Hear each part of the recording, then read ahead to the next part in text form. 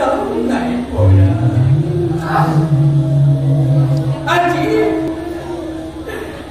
আজি উঠি আমাৰ গৃহে খাবলৈ একোৱেই নাই। স্বামীবোৰ কৰিছে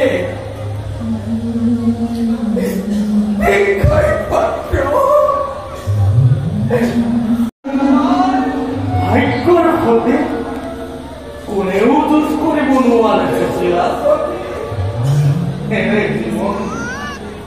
এনে জীৱন আমাক প্ৰভুৱে দিছে।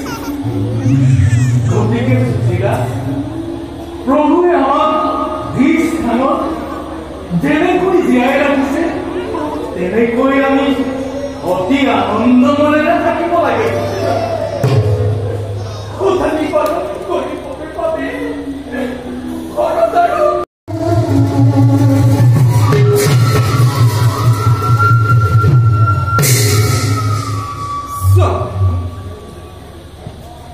কোনোদিনে আমাৰ জীৱনলৈ